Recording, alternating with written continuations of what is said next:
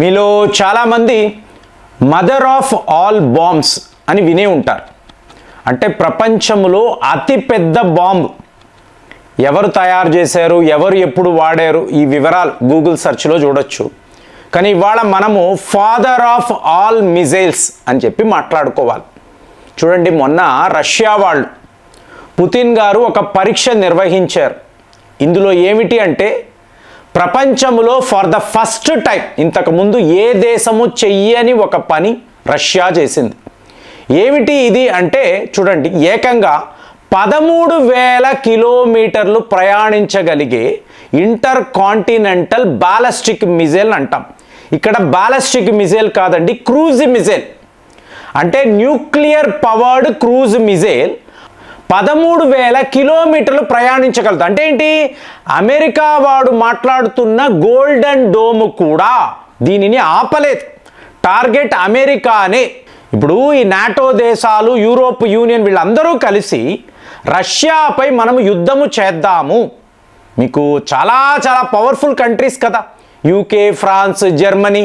So వీళ్ళందరూ మేమందరము కలిసేము అనుకోండి, రష్యాను ఓడించగలము. ఇది వీళ్ళ ఆలోచన. మరి పుతిన్ గారు జవాబు ఏమిటి? ఇదిగోండి, ఈ క్రూజ్ మిజైల్ని నేను వాడతాను. ఇది వాడిన తరువాత మీరు రష్యాతో యుద్ధము చెయ్యాలా వద్దా ఆలోచించుకోండి. సింపుల్గా చెప్పాడు. అందరూ సైలెంట్ అయిపోయారు. అంటే మీ పవర్ను మీరు చూపించినప్పుడు ప్రపంచము మీ ముందు లొంగిపోతుంది. ఇదే కదండి జరిగేది.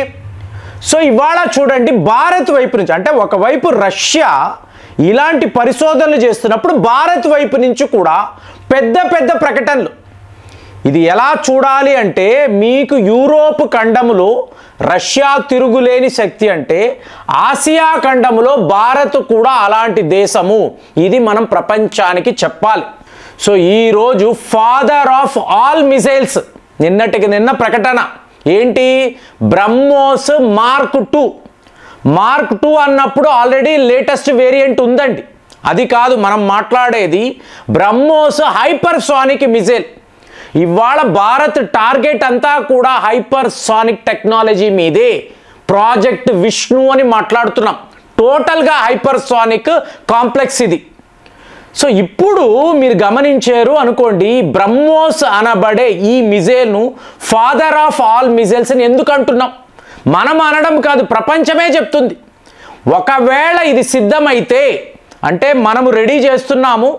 భారత్ రష్యా కలిసి ప్రకటన చేశారు, త్వరలోనే బ్రహ్మోస్ మీకు ఆ వెర్షన్ 2 హైపర్సానిక్ వెర్షన్ అని చెప్పి చెప్తున్నారు.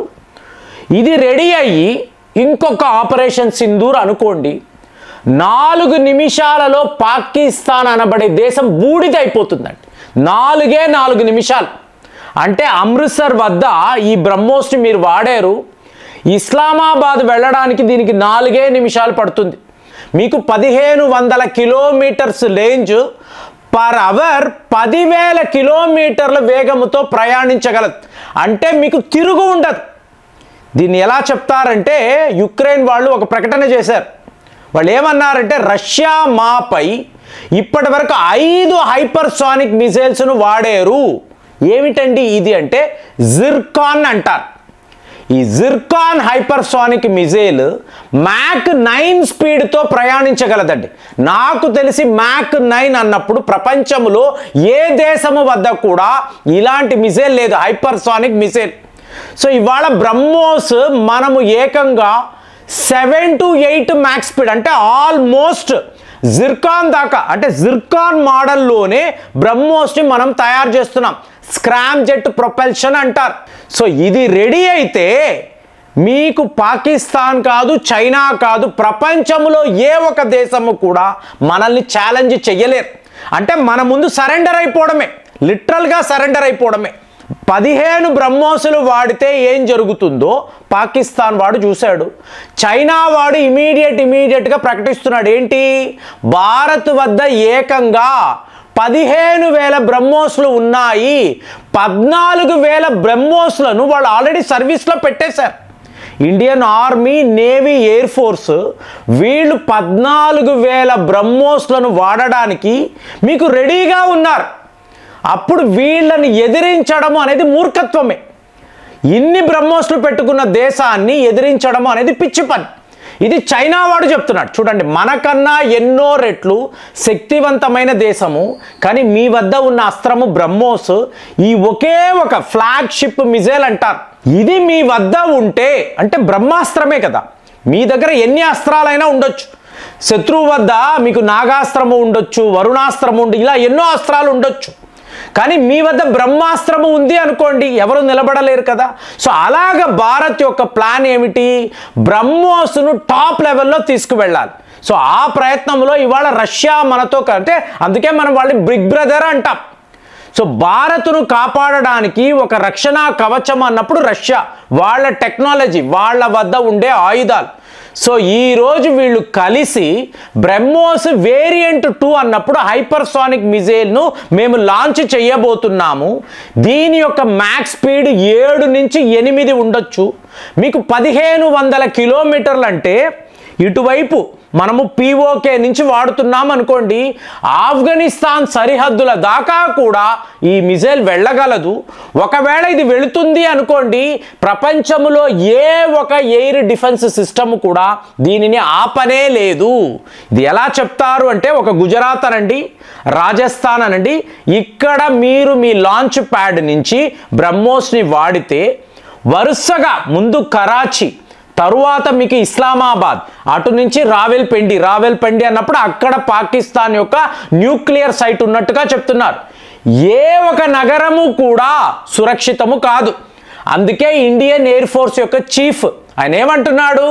అసీం మునీర్, నువ్వు దాక్కోవాలి అనుకుంటే పాకిస్తాన్లో ఎక్కడైనా దాక్కో, ఏ బంకర్లో అయినా వెళ్ళి తల దాచుకో, కానీ మా బ్రహ్మోస్ నిన్ను వెంటాడుతుంది, వేటాడుతుంది, నువ్వు తప్పించుకోలేవు. సో అంత ధీమాతో మనం ఉన్నామంటే ఇది టెక్నాలజీ. ఇదేదో మనము చాలా గొప్పలు చెప్పుకొని ప్రగల్భాలు పలకడము కాదండి. చెప్తున్నా కదా, 15 మిజైల్స్ మాత్రమే.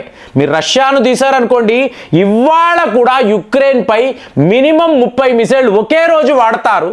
అలాంటిది 4 రోజుల్లో మనము 15 బ్రహ్మోస్లు మాత్రమే వాడాము. దాని నుంచి బయటపడడానికే పాకిస్తాన్కి 10 ఏళ్ళు పడుతుంది.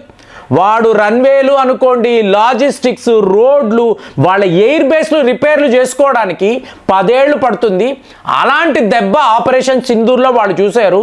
మరి ఇవాళ మీకు బ్రహ్మోస్ హైపర్సానిక్ మిజైల్ వచ్చింది అనుకోండి, యావత్ పాకిస్తాన్ మీకు నిమిషాలలో మీకు బూడిద అయిపోతుంది అనేది మాత్రం ఖాయము. సో అలాంటి ఒక ప్రాజెక్టును ఇవాళ భారత్, రష్యా మొదలుపెట్టారు. తిరుగు అంటూ ఉండనే ఉండదు.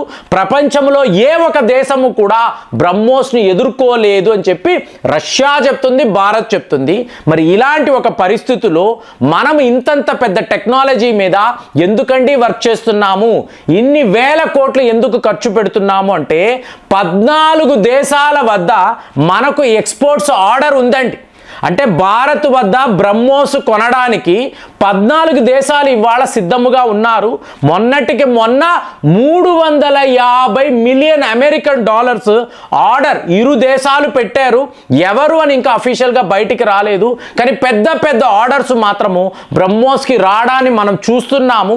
ఇలాగా మనము ఏదో పాకిస్తాన్, చైనాను ఎదిరించడానికి కాదు, మన డిఫెన్స్ రంగంలో ఎక్స్పోర్ట్స్ పెంచుకోవడానికి కూడా బ్రహ్మోస్ లాంటి ఒక అస్త్రము ఇవాళ మనకు పనిచేస్తుంది. కాబట్టి బ్రహ్మోస్ మన డిఫెన్స్ రంగాన్ని బలోపేతం చేయడం కాదు, మన ఆర్థిక వ్యవస్థను కూడా మెరుగుపరచడంలో చాలా చాలా కీలకమైన పాత్రను పోషిస్తుంది.